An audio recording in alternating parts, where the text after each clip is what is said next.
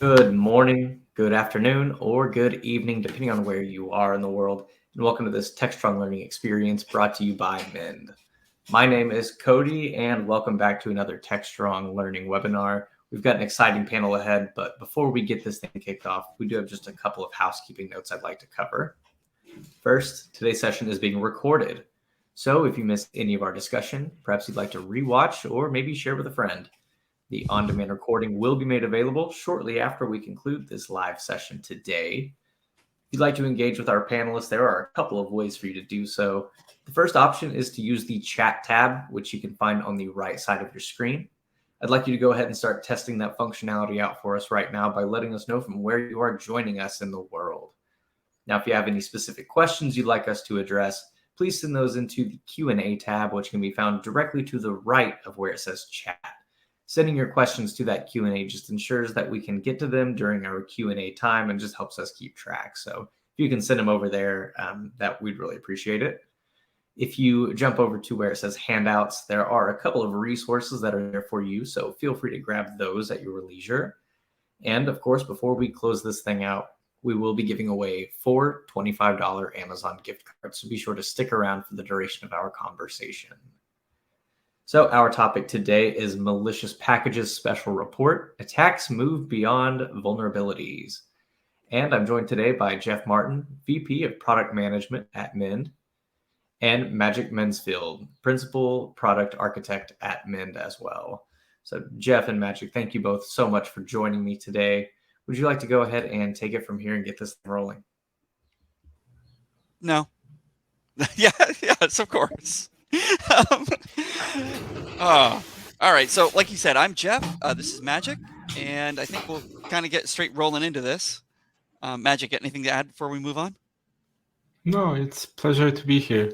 I think it's the first time we're together, right? Doing a webinar. So Yeah, you and me. looking So forward.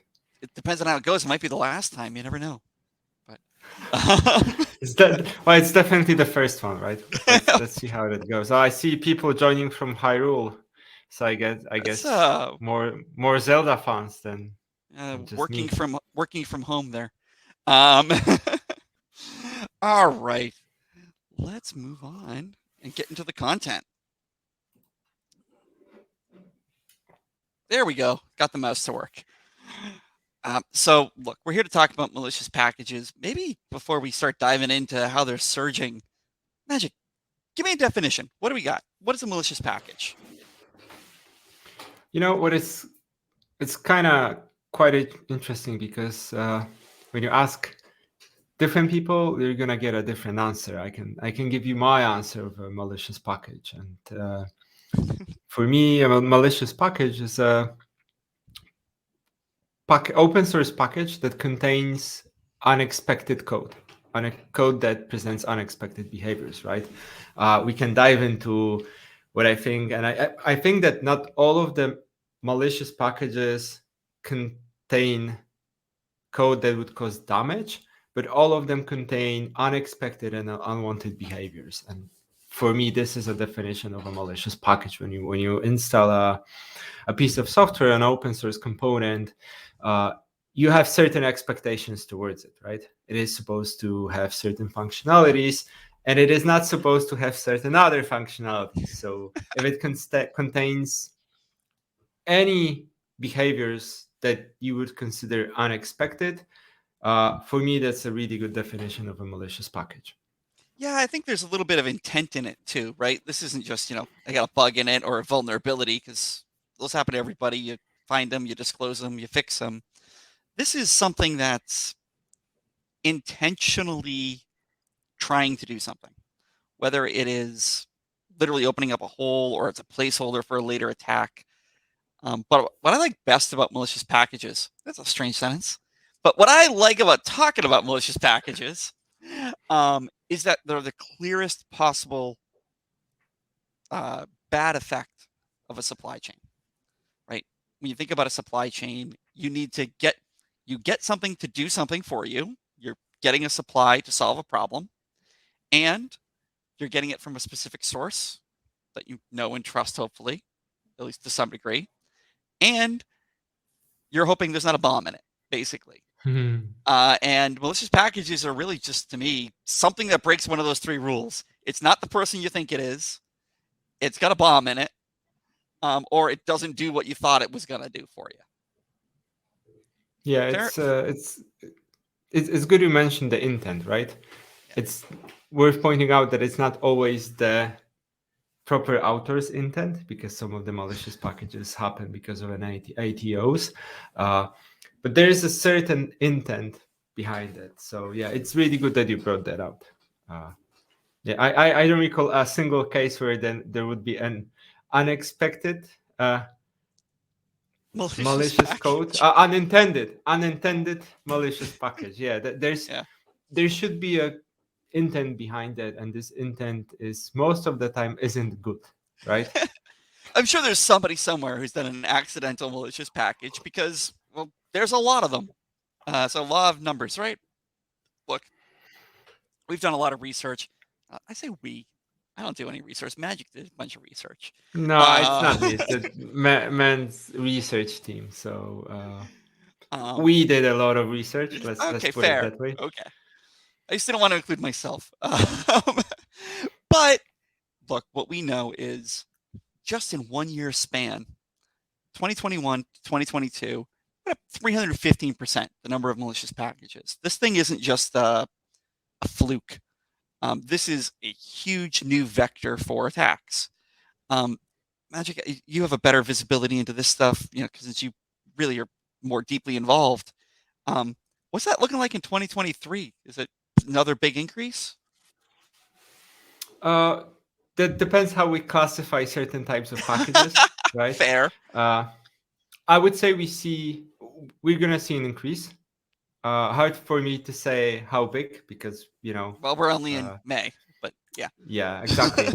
But if we classify spam, what happened with NPM, for people that don't know, NPM got flooded because the malicious actors hoped to DDoS NPM, which they did, actually.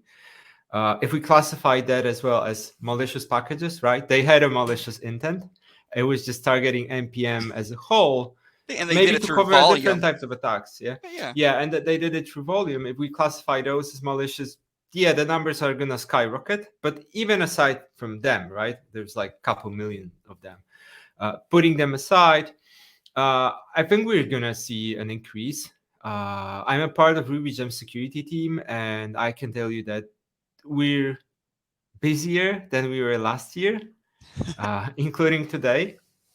So yeah, there's definitely a lot of things happening, both from what I would call as more advanced / professional malicious actors, as well as just script kiddies trying to follow along, build POCs, do something. We'll probably get into why people want to get into malicious packages, but we do see more people. But we also see people that stick with malicious packages, research packages, for a really long time, and we see people coming that were last active a year ago, for example. So yeah, all people stay, new people come. So it's a live community, you could say. But yeah, and look, the point we wanted to make with this slide is this thing is growing. It's growing fast, and it needs to be handled. I mean, even 3,000 was definitely something to handle, but when you're up into the 13,000 or 20,000 or whatever it lands at this year, if you don't count the 2 million, that's a lot of attacks. Yeah. All right. It's Well, let me flip back over to the next one here, and we'll talk a little bit about that. This is just one, and we didn't rehearse this part, so I'm going to put Magic on the spot. Magic, is there any seasonality to this? I've always just kind of wondered your opinion on this one. I've never asked. I don't know. I know there's a seasonality in terms of hours, and we've seen daily seasonality, and we can talk about this later. I don't have a strong feeling, despite looking at this data, and there are a couple months that are more intense, but I wouldn't call it seasonal per se. I think that with some of the months, it's just one or two actors releasing a lot of things, doing a lot of stuff. Maybe they encountered some of open source project that had open dangling dependencies and other things like that. Maybe they built a scanner and they just got a lot of data, right? I think what would be interesting, which we didn't do, is to reduce that to actual malicious actors, right? Not packages per se, because this could give a slightly different picture. But based on my previous experience, and I've been looking at malicious packages since I think 2017, I think we're under a constant threat. I don't feel that there's December is better than May or March or whatever. I do remember you telling me about days of the week and how it differed. Which that might be fun to share. Like, what's the worst day of the week? It still applies. It's Friday afternoon. Yeah, when everybody's logging off of work. Yeah, exactly. So there are two reasons to that. One is, first of all, Israeli companies, security companies, which are really good, don't work on Fridays mostly, right? The second reason is, as you mentioned, people get into this chilly vibe on Fridays, like, there's something happening, I'll get back to that on Monday. And the third reason is, even malicious actors may have work, and on Friday afternoons, you can usually slack off and build some POCs, use 1 or 2 hours of your, work time to do some exploration, right? Especially if you're in a security industry and you just want to do some reconnaissance, right? Mitra classifies that as reconnaissance. Build some stuff, put it there, see what will happen. So if we're talking about purely malicious, harmful packages, the best day is Friday. But it's also really good for Friday and Saturday for any type of security research. So because what is interesting about malicious packages is unless you're targeting certain companies, you want your net to be really wide, right? Because it increases the probability that something's going to stick. When we're talking about things like typo scoring and dependency confusion and other things like that, not ATOs. You need a high volume because you're going to get a low hit rate. Yeah, and you want to have it in a registry as long as possible, right? So hopefully again, they're paying less attention on Fridays too. Well, based on my experience, registries also pay less attention, right? People work there. People work in NPM and RubyGems and PyPy and Maven Central and others. There are people working there. There are not as many people working there on weekends. So when we are all replaced by AI, that will be solved. And even though I'm joking there, that's why I know a lot of our detection is very automatic, because people do things like sleep and eat, and automation doesn't. Yeah, that's true. That's true. 24/7, non-stop monitoring, right? That's right. The second ChatGPT needs a break for lunch, we're in trouble. All right, let me kind of move on here. We have this in here because I wanted to ask you one specific thing, honestly, which is versions. Why in the world are there so many versions? Is this certain kinds of attacks really just require new versions to be published? Yeah, that's a good question. So it changed. When I got into what is now called open source supply chain / malicious packages, it wasn't called, it didn't have a name in 2017 or 2018, right? That would be that popular. There would usually be one version, and people would start building POCs. And when it got more complex, a couple things happened. So first of all, certain ways of building malicious code may be easier to run or execute on target machines than others. So malicious actors build POCs, they build experiments and see what's going to stick, right? Makes sense. It's actually something I've been working today, like doing retrospective stuff from 2012. You build a couple versions. You release one, you give it enough time, you release a second one, you release a third one. That's one reason. There's another reason. You check detection systems and means of protections of registries, right? You release one version, it got detected, Oh, it got and yanked. So yep. you're gonna release a different one and see for how long it's gonna stick. Let's say if it sticks longer than 12 hours, you remove it yourself because you now know that that thanks to a certain way of building malicious packages, right? You increase the probability of it staying longer, And so right? I'm actually going to pause you there for a second because we just got a question in the chat. And by the way, I didn't do my housekeeping properly here. I should have said, please give us questions. We love questions. Questions are great. It makes it so that we tailor this right to what you guys are talking about. But let's talk for a second where the heck all these numbers are coming from, which is what was it just in the chat. Magic, you built a lot of this. Where are all these numbers coming from? Mhm. So they come from our supply chain analytics platform. Uh, what we do, long story short, we try to, we actually do download all of the code that is being released to RubyGems, npm, and Python, and others are under development. And we analyze this code and we apply machine learning and a couple other things uh, to identify malicious packages, right? That's the first source. We also correlate this with other companies in the same industry, and we have a pretty decent database of yeah, what we detected and He's always so what is modest. there. We don't have we got the best database. Period.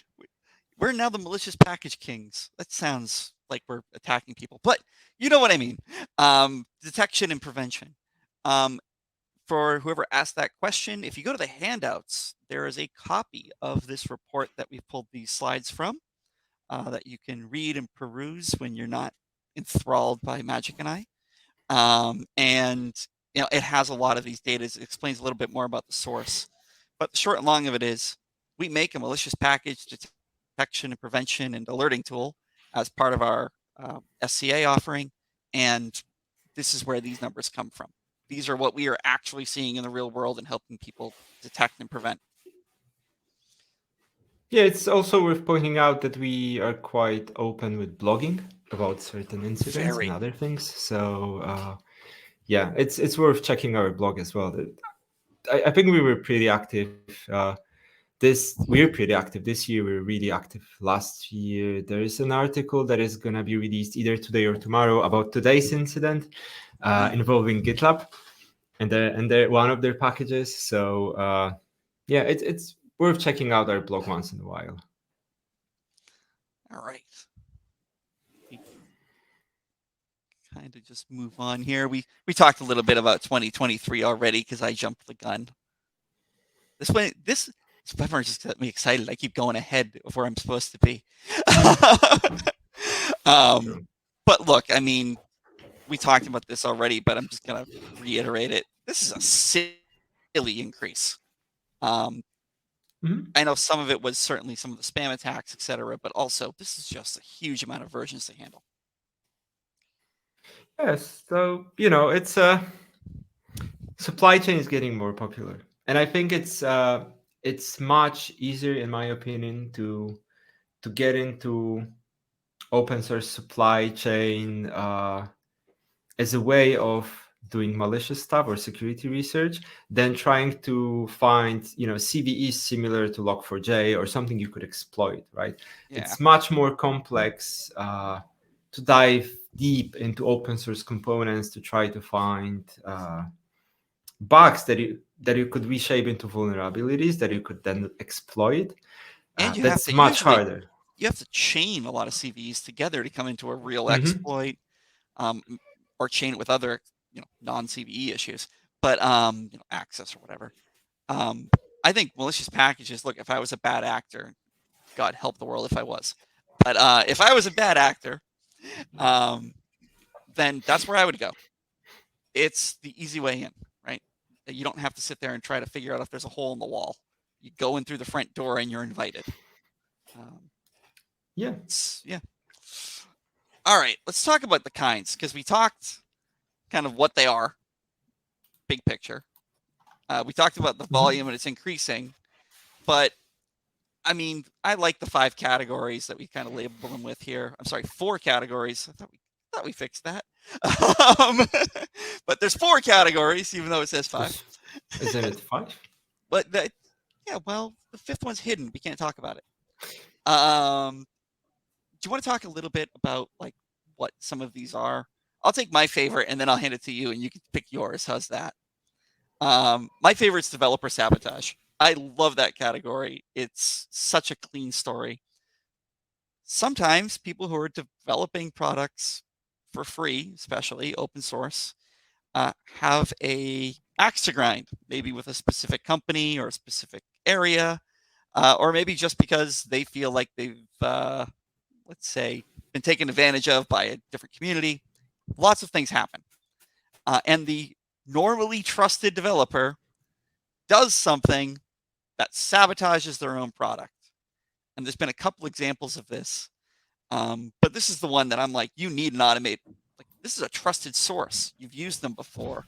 If you don't have something automated watching that, telling you that this thing that has always been good went bad, then you're never going to know until it becomes a news story. What was the most famous one of these? It came out, what, like a year ago? I always forget the name. I don't remember. It was a JavaScript package, right? Yeah, it was Faker. Yeah, Faker. you're right. Yeah. Sorry, it sounds like I made it up, but yeah, Faker. It's just created fake data for people, and suddenly, I guess the guy got upset he wasn't getting paid. Yeah, the open source compensation is a whole different topic. We could spend days on discussing. Yeah, colors. Colors. Yeah, thank you. Those, yeah, thank you. You should thanks. You should say Participant thanks to one of the 434. person. Yeah. It's anonymized. It's good security. Yeah. We don't know who you are. Yeah, we deal with so many packages. Like I'm better with the Ruby ones that I remember. There were a couple that were really popular as well. But yeah, I think colors and Faker. Yeah.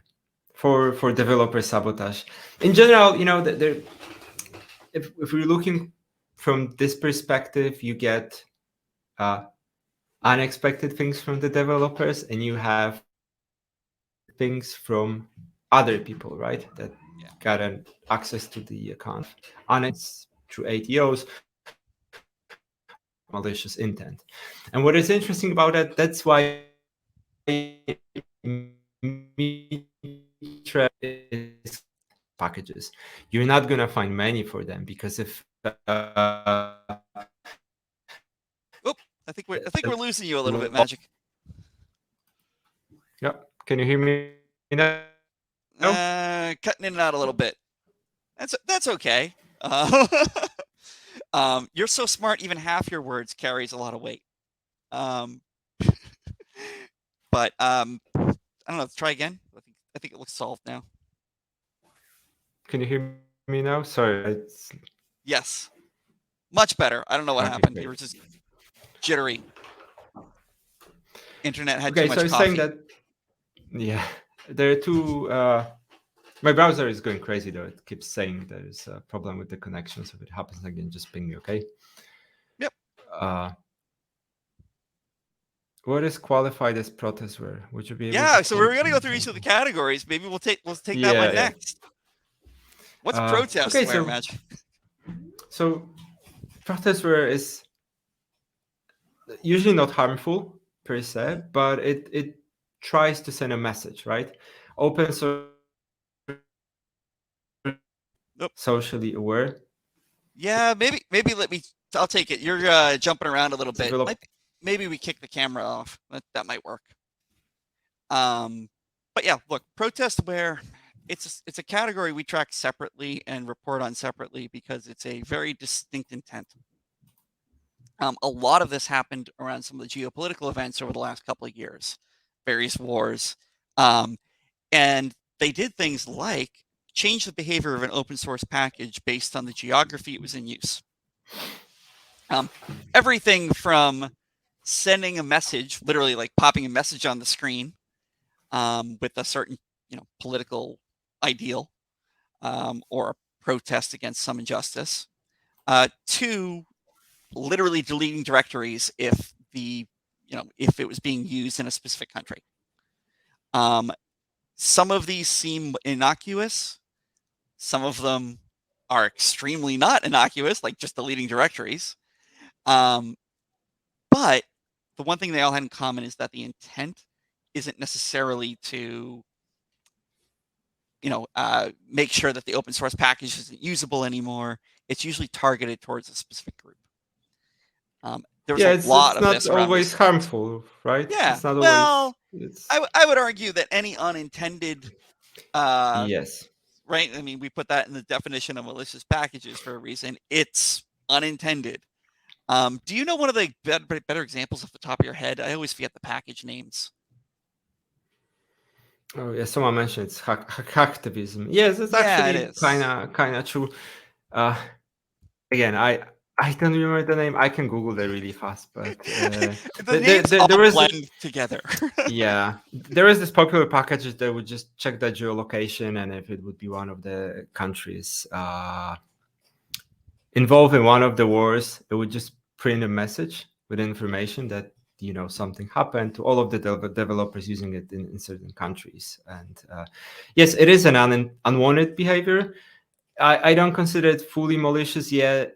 I still think and I believe that if you're using a package, you should be informed that something like that is happening, right? Absolutely. Especially if you're running a business. And I would argue that's the real thing. If your supply chain differs based on where you are, or it behaves differently depending on where you run the code, that is not intended behavior. No matter whether you agree with their message or not, that's not something you want to put in a commercial product. Yeah, it was callode IPC. I think it was one Thank of you. the more popular packages. I'm always reluctant to go off of pure memory because I'm always I'll be like Node IPA. No, I think that's what I had this weekend. Like, yeah, it gets messy, but you want to take the easiest one? Exfiltration. What's an exfiltration attack? Well, exfiltration aims to get some sort of an information out of the targeted machines, right? And I would further divide that into reconnaissance, which is getting the basic host information with a security research intent. Whether this is happening with the company acceptance or without, right? There's more of a security intent rather than malicious intent, but there's also this malicious part where the actor tries to exfiltrate things like SSH keys, logins, credentials, all of the things that can be used later to chain a more complex attack. And a really great example of this that we detected last year was for a package of a cryptocurrency exchange called DYDX, where someone, in probably other means or through supply chain, exfiltrated one of the developers' machines. This actor was able to steal npm release credentials, and then a malicious package was crafted that was intended to hit production of this company to basically take over the cryptocurrency exchange or to inject their own wallets. We don't know because the end malicious content was being downloaded remotely. Luckily for all of us, especially the users of DYDX, man detected that. I think 17 minutes after the package was released, we were like all over the place. Trying to reach DYDX. We've pinged GitHub, we've pinged the domain provider to block it. And yeah, we were able to mitigate really fast. What is worth pointing out alongside of that is that we do that not only for our customers, right? So if we detect something that could harm open source community, whether or not we have customers that would be potentially affected, we take our research and responsibilities seriously, and we always take appropriate measures to protect well, the whole ecosystem as much as we can. Yeah, I think that's a good point. I don't know of anybody who isn't a good, corporate citizen like that, but it is important that we are that way, right? We have this automated detection. We immediately contact everybody we can. But by that point, it's already in somebody's code. That's what really happens. No matter how fast we are, somebody's probably got it somewhere. And that's where like our detection comes in, right? We scan the code and say, hey, like this got removed, but it's in your code. This is a malicious package that we detected 2 months ago and did the responsible thing and removed. It's no longer still there, but in the meantime, you pulled it down, and it's in your shipped code, for example. All right, and then look, there's spam, which we talked about a little bit. I mean, I think there's 2 categories of spam, 3 if you count the lunch meat, but sorry, I just got thrown off by my own bad joke. That was so bad. But look, spam comes in form of, you were talking about the DDoS attacks, right? Spam for the purposes of just volume. And then I actually think there's another kind too, and you can disagree with me, but it's the ones that they don't seem to do anything. They're the invisible packages. They don't really have any purpose. But if you grab them, they could be a placeholder for a later attack.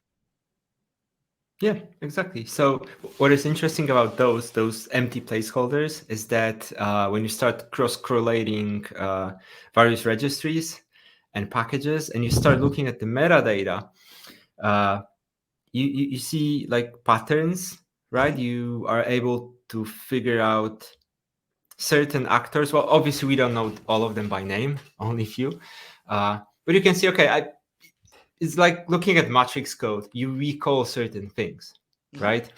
And you see that, oh, there is this certain style of building empty packages that we've already seen, for like example, a signature last year, almost. right? Yeah, Exactly. And you know what's going to happen. So it's like, I think that there was this movie Minority Report, right?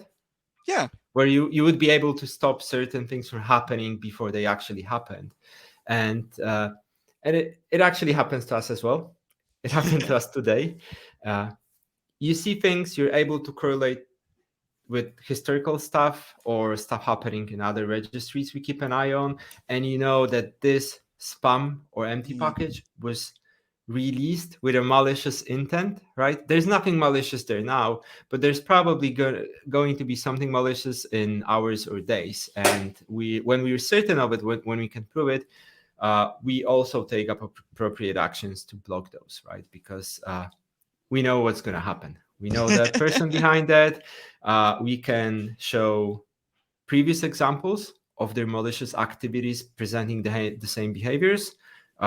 So we make something proactive actively, right? All right. So now that we kind of talked about them, let's kind of talk about the volume of them, at least from what we saw and we published out in the report, which is, retroactive. I think we're seeing a little bit more spam nowadays, but exfiltration, number 1 category, right? I mean, just clearly, because that's the one that's got the biggest payoff. Protest fair is not mostly surprising. about making a statement, but it's not a surprise. They're also the highest severity, to be fair, for the most part. I mean, there's been a couple that have been pretty bad in the protest fair category, but for the most part, from a severity perspective, these are not all the same severity. A spam package is not as severe as something that's doing an active exfiltration attack of your credentials. Yeah. Do you have a viewpoint, by the way, on how this is trending or changing, or do you think this is a pretty stable mix? No, I think we're going to see more and more exfiltration. You know why? Because it's easy for new people to start with, right?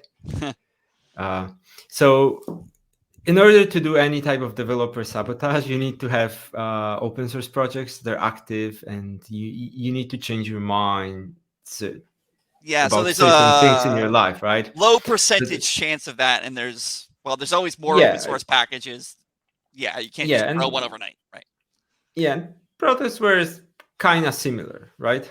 While exfiltration with certain techniques certain attack vectors, this is super easy. Even I know that there are online courses how to become a hacker or security researcher. One of the things is exactly that: how to do reconnaissance using open source registries, and how you can do something that would give you access to machines, so you can prove that if that had access to them, if we're talking about security research intent, or to do something that would in the end cause harm if we're talking about malicious intent, right? So in my opinion, we're going to see more and more of a data exfiltration and less of the rest, putting Let me aside guess, spam, because spam is like unexpected, right? If we're going to go with another npm attack, couple million packages, that's pretty much like breaking the statistics. So I don't think it's Yeah, I'm worth kind of glad including. that mostly happened, because this is the 2022 report, so it was looking back for a year. I'm glad all the spam stuff, so we didn't have to figure out how we were going to account for that. But yeah, I think we would next put it year. as a separate category, and yeah. Yep. Oh yeah, true. Next year. Okay. So let's maybe talk a little bit about the vectors. Listen, I think this stuff is just fascinating because it's the same types of attacks you take outside of the software world, right? You're basically taking control of the trust relationship. So, I mean, I'll start and we'll trade off. How's that? Make it a little interesting. Yeah, Brand go jacking. for it. What you do is you trust a particular brand, and so somebody pretends to be that brand. It's really that simple. Again, this is an exploitation of a trust relationship, which is really what most supply chain attacks depend on. And I'll hand it off to you for typo squatting. Mainly I'll because get I back to sound brand jacking. Oh, Because there's fine. I like one example of brand jacking coming from RubyGems. Was related to Ooh. Datadog's open source library. It was called DD Trace. Someone created an account with a name Datadog in it. They used Datadog's logo, and then they created a package called DD Tracer with R at the end, right? It's similar enough. But what's really interesting about it is not only that, attacker was first of all able to simulate downloads count. So you would see it's not zero, you'd see like, I don't know, 500,000 or something. Second thing, they replicated release versioning. And what was the last really interesting thing, they injected the legit code in it, right? So basically you would open documentation of Datadog, you'd read the code, you'd run it, you would run the code, it would work, right? It looks and they didn't inject. completely legit. Yeah, it actually was, right? Everything except the single R looked super legit. And it only in one of the releases, when Datadog bumped their version, they would bump it and inject malicious code right into the code. So they build a trust. Nothing was happening. No reporting. Everything was okay. The package hit production. I think it was crafted with a production intent to reach Awesome. production. And only then, after a while, when the malicious actor would see that the package got some traction, they would bump the release alongside the legit Datadog's package with a bit of extra content, right? So there was a nice one. Nice in terms of an effective attack, not nice Oh, in yes, terms yes, of yes. intent. No, it's really bad, but yeah, but it was it was elegant. yes, and someone put a lot of effort into it, right? Because usually majority of things are like copy pasting, seeing what's gonna stick. Well, Not a lot of them are really like, I'll lead that into typo squatting attack, right? Those are pretty low effort. It'd be the same thing if they took DD trace out of the R and just did straight malicious code. They're basically just hoping somebody types in the extra R. And and nice and easy. But definitely lazier than a real nice brain jacking attempt. So with typo squatting, you hope people are going to make really simple mistakes, right? We could argue if DD trace and DD tracer is typo squatting or brand jacking. For me, it's more brand jacking. Ours, it is actually both. But typo squatting is a low effort, high return on investment way of crafting malicious packages, hoping developers make mistakes. Instead right? of colors spelt the American way, it's colors with a U, like the British put it in, and poof, there you go. Right. Yeah, and people make mistakes. We're just people. ChatGPT makes mistakes, and it has hallucinations. It's much better. Yeah. I love that's the official term. Maybe developers also have hallucinations, and then they are subject to typo scoring. But whole different kind of attack. You rely on keyboard accidents, on things sounding in a similar way, on other mistakes, right? And it works. So that's as I said, low effort, high return on investment. One. You want to go with the dependency hijacking? I mean, look, that's a lot higher effort, right? This is a different kind of trust. This isn't, the same library I've been using and it looks legitimate. It's a repo I trust. This is something that's big. I've been taking things from this place forever. The equivalent of a physical supply chain, somebody, literally taking over the factory that you buy your parts from, and putting in their own parts with some malicious intent, like we just talked about all the malicious intents. But from a vector standpoint, it really is just stealing a vendor, if you want to put it in pure supply chain terms. Dependency confusion is a little bit more complex. I'm going to leave that one to you. That's the hard one. Can I get back to the dependency hijacking? Of course. Yeah. Yeah, because there's a really interesting niche there. Malicious actors are looking for open source log files with dependencies, and they correlate that with what is or is not in the registries. And whenever there's a name that was released by a company, they take it over with a malicious intent. And there are two really interesting cases that happened. One happened last year with AWS. So AWS had a dependency in one of their example repositories for other developers that no longer existed. It seems, they removed it or decided, okay, they did some major cleanups in their repository packages, whatever they did, it was gone. And then malicious actor was able to crawl GitHub. He found this npm JS log file, package JSON, right? Yep. And then by automatic means, he correlated that this package no longer exists in npm, but the name can be taken, right? So a new version was crafted with malicious content, right? And another case is from today, a similar thing.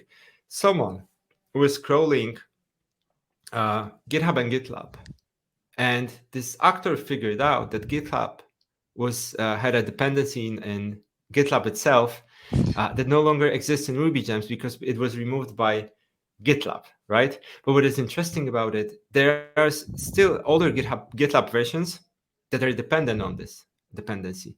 So a new version was uploaded. Well, the people with the old version. Oh.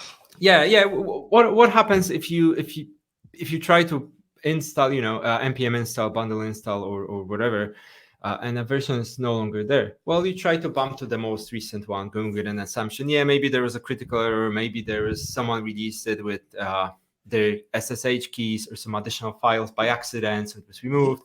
Let's just bump it, right?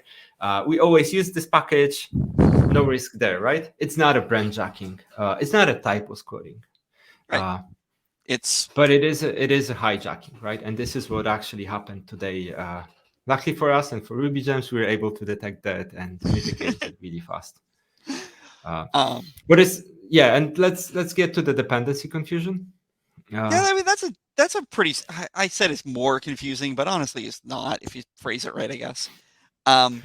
Look, this exploits the kind of relationship where you think you're trusting yourself, and you get confused and go to someone else. Basically, I have an internal registry. I'm using it. Then somebody externally puts something up with the same library name, or package name, as that internal, and I get confused and I pull it from the wrong place. So I'm pulling down something I think is mine, but is not. And I don't know, this one is, I like this one a lot because it can be targeted better. Most of the rest of them are cast a wide net. This can target a specific company, even if the internal name is specific enough. Yeah, it's an interesting one because many companies are open with their log files. I've seen it happen for really big companies. Like, what could happen, right? When they do that, sometimes they accidentally publish their naming conventions, XYZ underscore, React.js, right? Because they have some patches or whatever on it, on top of it.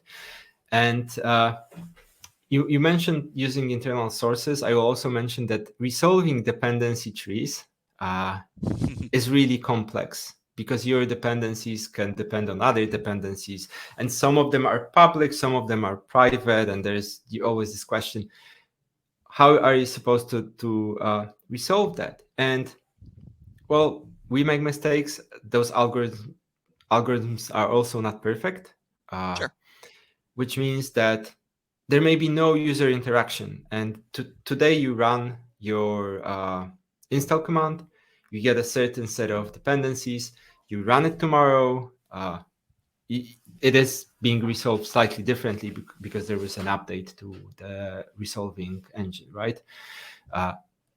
There's no action, there are new packages being you're not doing anything added different. to the project. You're doing exactly what you were doing yesterday, and suddenly something new hits your production, right? There are a lot of bugs in package managers.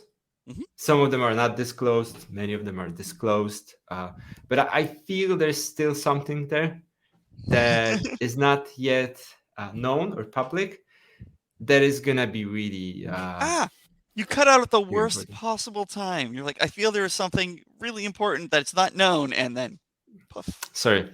Oh. No, I feel there's something that is. So we lost you right as soon as you said something important. There you go. What about now? We can hear you. Can you hear me now? Yep. Yeah. No, I was just saying that I have a gut feeling that within those resolution engines and within those package managers, there are still bugs that are gonna hit, that they're gonna be breaking news. That's my gut feeling. Interesting. Well, we'll see if you're right. All right, and let's kind of wrap this one off just because we are running out of time here. Maciej and I are having fun, so we're going fast. But look, what are we talking about from a severity breakdown here? Do you want to talk about the vectors here for a second? Yeah, as long as my network connection is back again. You know what? Maybe I'll take it. You're okay, but look, severities work the same way in malicious packages as most of the other kinds of AST findings. A very small percent are incredibly important and must be taken care of immediately. These are really active attacks. We highlighted a couple of them, but the majority tend to be of medium severity. They are empty packages with no attack in it yet. You absolutely still need to go fix it. I was just using that as an example. You have to go fix that. It's a publisher that nobody's ever seen before and just popping up, right? Again, maybe it's DD tracer and there's no actual malicious attack in there, but it's a placeholder for later. These kinds of mediums and highs, I would argue that compared to, say, medium or high CVE vulnerabilities, these are far more important. Malicious packages should generally be prioritized over any known vulnerability findings except the absolute worst. I don't know, Maciej, would you agree with that? Yeah, I think you should apply a quite simple approach. Just bump severity by 1 if you compare them to CVEs, right? So perfectly said. High risk severity, and that's a critical one if it is within the supply chain, right? Low converts to medium, and as you said, in general, you want to prioritize them before CVs, unless we're talking about criticals, right? Yeah, fine. Go solve log4j first, but yes. Yeah. Just add +1 to the severity, and you can compare them then and prioritize accordingly.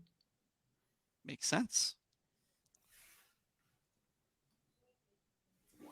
And we'll just dive in here for a quick second, because we did see some other sort of smaller ones, the other risk vectors. We go into a little bit more detail on these in the actual report, which I'll remind everybody is in the handouts. But, maybe give me a little bit about, I hope most people probably know what a crypto miner is. It's actively going to use your resources to mine for crypto. But what's a malicious obfuscated code? That's one of the more exciting ones. Oh, this can be actually anything. We classify this as a code that was obfuscated for malicious reasons, and we might not know exactly, for example, what type of data is exfiltrating, right? Whether it is sensitive data or external host, but we know it presents a real threat. That hence we classify it as obfuscated code. What is interesting about malicious obfuscated code is it is not popular in general to do obfuscation of malicious code malicious code, because obfuscation is a strong signal that there is something that Wants to you be don't hidden. want to. Yeah, if you're hiding you want something, to there's a hide. reason. Yeah, exactly, right. It may be a business reason, but those cases you can figure out based on like package history, maintainers, and other things. But if you get a new package with typo squatted name and obfuscated code, that's a really strong signal, right? So So speaking of strong signals, contacting an external host. Give me a use case where that's actually a good idea. Is there one? yes and no. So some people will disagree with me. I don't think there's a legit case where a package without your consent should contact any external host, especially during install or runtime. Yeah. But some people consider telemetry a legit and valid code. I still think it should be something you can opt in instead of having to opt out of it, right? There are legit packages that you can use, and you can disable telemetry by setting some sort of a flag with opt But out. it should be Blah, off by blah. default and opt in, the way privacy and everything else works nowadays. I'll take a firm stance on it, Magic. They can come after me. Yeah, There you thank go. you. No, I agree with this. I understand the other side of the story, right? I'm an open source developer as well.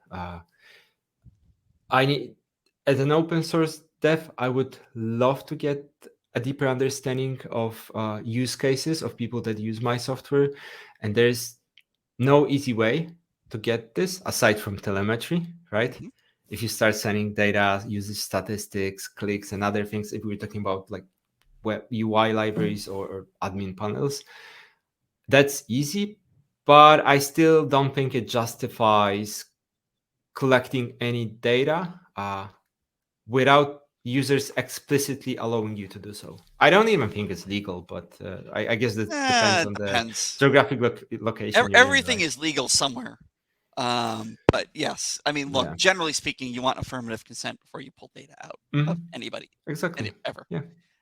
And so, look, if they're doing it without getting that consent, that seems like a perfectly valid labeling of a malicious package just because they're doing that. But yeah, I know we will definitely annoy other people with that firm stance. I mean, we provide this info for Yeah, legit packages that have legit use cases, right? It's not going to be critical severity, but we still want our customers and users to be aware of it, right? exactly. And I mean, like you said, a lot of times it's easy to turn off, but you should go turn it off. Yeah, exactly. All right. So that wraps us up. We do have a little bit of time for questions. I didn't leave much. Magic and I were talking a lot. We only have a few minutes, so if you guys have any questions, pop them in there.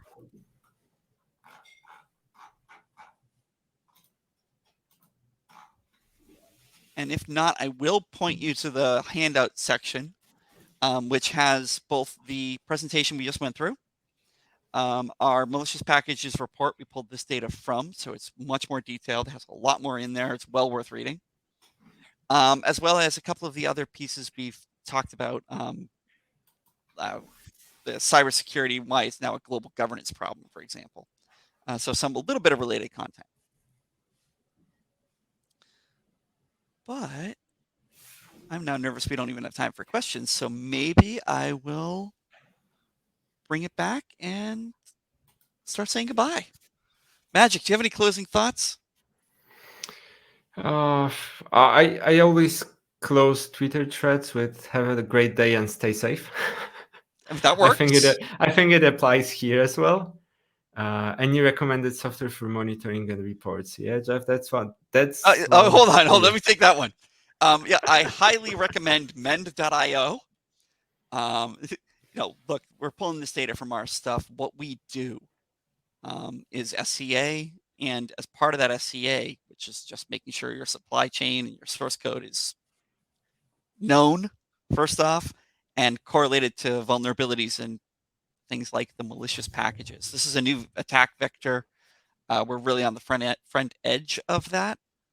But we do present and report on and alert and give you all sorts of different ways of consuming information of any malicious packages we detect in your code.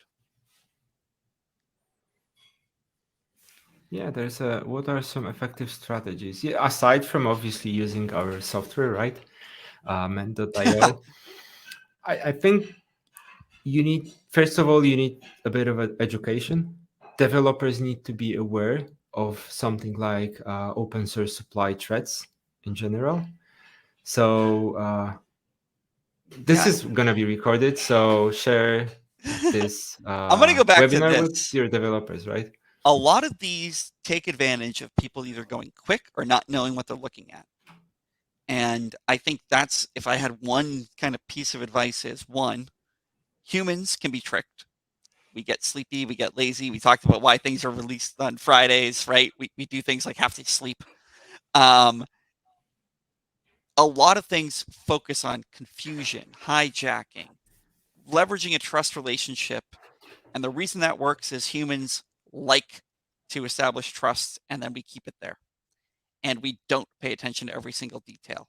We summarize, we average, we correlate. We don't analyze. And that's why our tools are also automatic. So that's my two suggestions is one, pay attention is the first and foremost one. And then second is find an automated tool, because humans just really can't handle this by themselves. But still, educate your developers. Oh, yeah. They got to know what to pay attention to. Yeah, exactly. It doesn't matter how good tools you have. If you have people just clicking ignore, cancel. Some people don't even know this is an actual attack vector. Mind blown. Yeah. There you go. So with that said, I think we're out of time now. Maybe like a minute. But the one other thing I'll throw in here, because it was in the QA, is don't think you're ever done with this. Somebody in the question said continuous monitoring. This is something that has to be continual, the same way all security should be continual. You are not secure at a moment and then you can ignore it for 3 months. It always has to be continual. You always have to be on top of it. All right. Let me kick it back and thank you guys. Thank you guys. Awesome. Well, Jeff and Magic, thank you both so much for joining us today. I didn't expect you two to fill the whole hour, and you absolutely did. Yes, Jeff, can you hear me? Yep. Then we can keep on. We can keep on discussing, right? I'll keep going for another 5. I'm good. Yeah, I mean, malicious packages and open source supply chain is really interesting from a research standpoint. If you look at it, it's like there's so many things happening. What I really enjoy about it is an arms race. Sometimes you develop certain mechanisms of detection, right? Behavior analysis and other things, and you see how attackers adjust, right?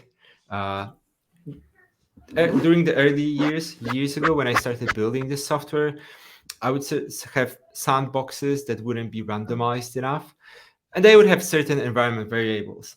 And 2 weeks after I roll it out, I find my environment variables as a if statements in the code. If this is if this environment variable is set, do not run the malicious code, right?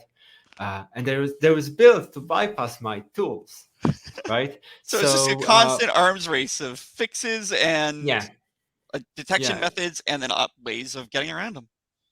Yeah, exactly. You try to stay ahead. You need to be one step ahead of your adversaries. This is how you say it.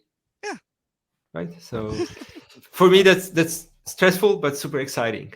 That you see how things are changing, and you adapt. You introduce new signatures. You introduce new ML models into the stack, and you suddenly start seeing more. And then you kind of see how your old approach wouldn't work anymore, right? Oh, I get it. But I got to cut you off because unfortunately, we are now out of time, so we have to let Cody sign off for us.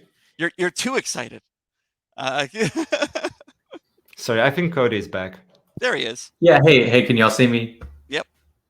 Perfect. Great. Thank y'all both so much. It's incredible having you both here with us. And I'm surprised that this is the first webinar that you two have been on with each other. So this, it was really awesome. Thank you both for being here. Hey, it's always fun. Thanks everybody for attending. I'd like to remind our audience that the session was recorded. You will be receiving an email with a link to access the recording on demand. And of course, you can find it living on the DevOps website at devops.com/webinars, and then just be sure to look in the on-demand section. The 4 winners of our $25 Amazon gift card drawing, they are Aaron B., Stanley A., Jonathan S., and Rebecca H. So to our 4 winners, congratulations. Keep an eye on your email inbox to claim your gift card. Should make its way over to you in about 48 hours, but if you don't happen to see that email, check your spam folder just in case it happens to get filtered out. I'd like to thank Min.io for sponsoring our program today, and to everyone who is with us, thank you so much for attending. We really appreciate you joining us here live, and we want to hear your feedback. So as soon as we close out, there will be a survey that pops up. Let us know what you thought about this program, or if you have any recommendations or suggestions for upcoming programs, do let us know there. We do want to hear what you guys want to hear. So to everyone here, thank you so much for joining us. This concludes our program, and Magic, Jeff, thank you both so much. Thanks. Bye.